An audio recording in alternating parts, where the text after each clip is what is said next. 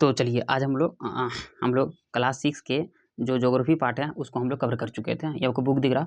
चलिए आज हम लोग उसको नोट्स को कवर करेंगे। तो ये मेरा नोट्स है, मैं आपको थोड़ा दिखाना चाहता हूँ ढंग का, हाँ, ताकि मैं आपको पढ़ाने में ईजी करूँ।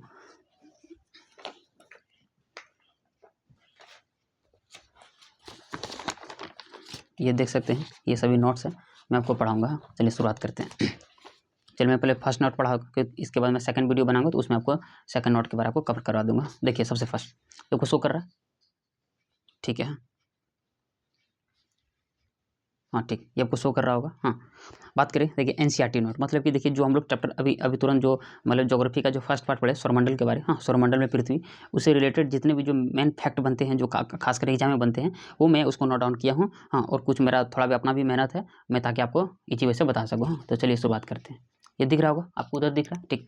बात करें, देखिए अभी हम लोग पढ़े थे, जब एनसीईआरटी पढ़े उसमें इस बात आया था, बल्कि पूर्ण चंद्र, हाँ, पूर्ण चंद्र को हम लोग 1 महीने में एक बार देख सकते हैं। क्वेश्चन आएगा पूर्ण चंद्र, देखिए पूर्ण चंद्र क्या होता है? पूर्ण चंद्र मतलब कि चंद्रमा का पूरा कंप्लीट दिखना। हाँ, तो वो कब दिखता है? तो वो बोलता है वो पूर्णिमा के दिन दिखेगा। बस यार क्या क्वेश्चन आएगा कि पूर्ण चंद्र को हम लोग 1 महीने में एक बार देख सकते हैं। क्वेश्चन ये आएगा कि पूर्ण चंद्र को हम लोग कब देखते हैं? तो पूर्ण चंद्र को हम लोग पूर्णिमा के दिन देखते हैं। क्या देखते हैं? पूर्णिमा के दिन। हाँ, ये तो याद रखिए, पूर्ण चंद्र को हम लोग पूर्णिमा के दिन हम लोग नजर आता है, ठीक। उसके बाद करें, जब पूर्णिमा हम लोग 15 दिन क्या लिखा है, पूर्ण चंद्र 1 महीने में नजर आता है। अब 15 दिन के बाद क्या होगा? 15 दिन के बाद पूर्ण चंद्र हमको दिखाई नहीं देगा, ठीक है, क्योंकि ये दिखाई नहीं देगा। क्यों नहीं दिखाई देगा? क्योंकि उसके बाद फिर अमावस्या शुरू हो जाता है। अमावस्या में क्या होता है? अमावस्या में चंद्रमा की जो मतलब आकार होता है, मतलब उसका जो हम जिस तरह से हमको चमकता है पूर्णिमा के दिन, और अमावस्या के दिन वो दिखेगा नहीं, मतलब वो अंधेरा हो जाएगा। हाँ, तो याद रहेगा कि अमावस्या के दिन जो चंद्रमा का जो प्रकाश है वो हमको दिखाई नहीं देता है, और पूर्णिमा के दिन वो पूरा कंप्लीट दिखाई देता है। बस ये दोनों अंतर, ये समझ आइएगा, एग्जाम ऐसे ही क्वेश्चन आएंगे।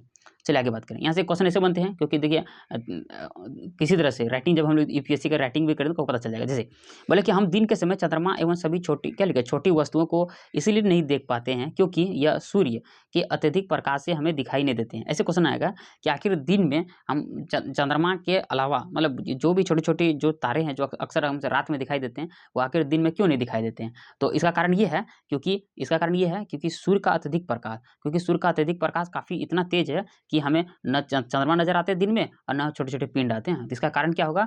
का सूर्य का अत्यधिक प्रकाश। हाँ, बस याद रख लीजिएगा। चलिए अब हम थोड़ा आते हैं खगोलीय पिंड के बारे में। ये सब पढ़ा चुके हैं, फिर मैं पढ़ाता हूँ। खगोलीय पिंड क्या है? बोलेंगे सूर्य, चंद्रमा तथा वे सभी वस्तुएं जो रात के समय आसमान में चमकती है उसे खगोलीय पिंड कहते हैं, ठीक है। अब याद आपके लिए इंपॉर्टेंट ये है कि आखिर खगोलीय पिंड में होते कौन कौन है, मतलब खगोलीय पिंड में क्या क्या शामिल होता है। तो पहली बात है कि खगोलीय पिंड जो होता है वो काफ़ी बड़े आकार के होते हैं, ठीक। वो होते हैं बड़े आकार के, उसमें बड़े आकार के होते हैं, वो खुद गर्म होते हैं, प्लस में वो गैसों के बने होते हैं, और वह अपनी ऊष्मा तथा प्रकाश खुद मतलब क्या बोलते हैं, ऊष्मा और प्रकाश वो खुद प्रोवाइड करते हैं, मतलब खुद उत्सर्जित करते हैं। याद रख लीजिए वाला, ये हुआ खगोलीय पिंड से रिलेटेड, मतलब वो बड़े आकार के होंगे, वह गर्म होते हैं, उसके बाद वह गैसों के बने होते हैं, और वह अपनी ऊष्मा तथा प्रकाश स्वयं प्रकाश करते हैं, मतलब अपनी ऊष्मा और प्रकाश वह स्वयं उत्सर्जित करते हैं। ये पहला वाला को समझ में आ गया होगा, ये देख सकते हैं। चलिए अब सेकंड पढ़ते हैं।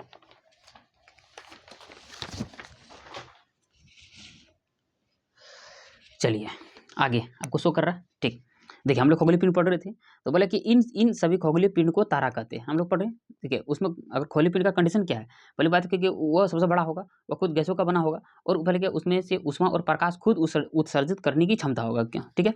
और बात करें कि इन सभी खगोलीय पिंड को तारा कहते हैं। आगे जाके देखिए खगोलीय पिंड का एक अल्टरनेट नाम हो गया तारा कहते हैं। जिस तरह से खगोलीय पिंड का जो कंडीशन है सेम कंडीशन तारा का भी है, क्योंकि खगोलीय पिंड तारा सेम ही है। आगे बात करें, उसी तरह एक बेटर एग्जाम्पल है कि क्या है, सूर्य एक तारा है। अगर ऑप्शन ऐसे दे दे कि सूर्य खगोलीय पिंड है तो ऑप्शन सही मार सकते हैं, लेकिन कभी भी अक्सर ऐसी खगोलीय पिंड नहीं पूछेंगे, आपसे तारा ही पूछेंगे कि सूर्य एक तारा है। आगे बात करके सूर्य के अलावा अनगिनत तारे ऐसे होते हैं, लेकिन क्या लिखा अत्यधिक दूर के कारण हम उनकी ऊष्मा और प्रकाश को महसूस नहीं कर सकते, और यह अत्यधिक छोटे दिखाई देते हैं। देखिए जिस तरह से बात करें तो जो सूर्य है हमको बहुत करीब नजर आते हैं, लेकिन ऐसा नहीं कि खाली सूर्य ही है, उसके अलावा बहुत सारे ऐसे तारे हैं जो हमको दिखाई देते हैं, लेकिन बहुत छोटे दिखाई देते हैं। आखिर छोटे दिखाने का क्या कारण है? क्योंकि वो हमसे बहुत दूर हैं। हम पहले भी बताए थे कि जब एरोप्लेन को हम लोग देखते हैं नज़दीक में तो बहुत बड़ा दिखते हैं, लेकिन जब वही आकाश में उड़ते हैं तो काफ़ी छोटे नजर आते हैं। इसका कारण यही है। तो बात करेंगे क्या कि जो तारे हैं, मतलब कि सूर्य जो है वो इतना नज़दीक देखने का क्या कारण है? क्योंकि वो नज़दीक है, और भी बहुत सारे तारे हैं जो मतलब नज़दीक नहीं होने के कारण वो बहुत दूर हैं, जिसके कारण हमें छोटे नजर आते हैं। ये समझ आइएगा। चलिए आगे अब थोड़ा आते हैं नक्षत्र मंडल के बारे में, ठीक। बोले कि तारों के विभिन्न समूहों के द्वारा बनाई गई आकृति को नक्षत्र मंडल कहते हैं। उसमें सबसे बेटर एग्जाम्पल होगा अर्सा मेजर या बिग बियर, ठीक है।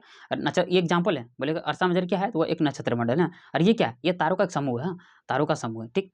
बात करें बोले कि जो नक्षत्र मंडल है बहुत आसानी से पहचान में आने वाला जो एक नक्षत्र मंडल है जिसका नाम है सप्तऋषि है। सप्तऋषि बोलिए या सप्त सात बोलिए या ऋषि संत बोलिए, हाँ, मतलब कि इसको हम लोग तरह तरह के नाम से जानते हैं, ठीक।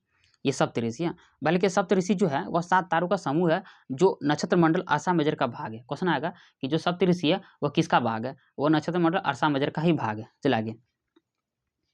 बल्कि प्राचीन समय में जो लोग थे, प्राचीन समय में जो लोग यात्रा करते थे ना, तो वह रात्रि में दिशा का निर्धारण करने के लिए क्या करते, तारों की सहायता लेते थे। हाँ, तारों की सहायता लेते थे, ठीक। उसमें से एक जो बटर तारा है वो उत्तरी तारा, जो हमेशा उत्तर दिशा को बताता है। उत्तरी तारा जो हमेशा उत्तरी दिशा को बताता है, उसमें से जिसका नाम है ध्रुव तारा। हाँ, अगर क्वेश्चन आएगा कि ध्रुव तारा किस दिशा में है, तो ध्रुव तारा हमेशा उत्तरी दिशा में आपको नजर आएगा, ठीक।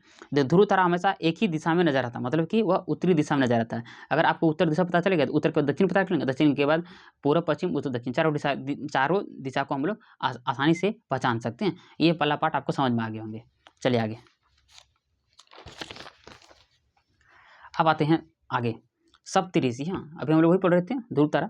हाँ, बल्कि सप्तऋषि की सहायता से ध्रुव तारों की स्थिति को हम लोग क्या कर सकते हैं, ज्ञात कर सकते हैं कि वह किस दिशा में है।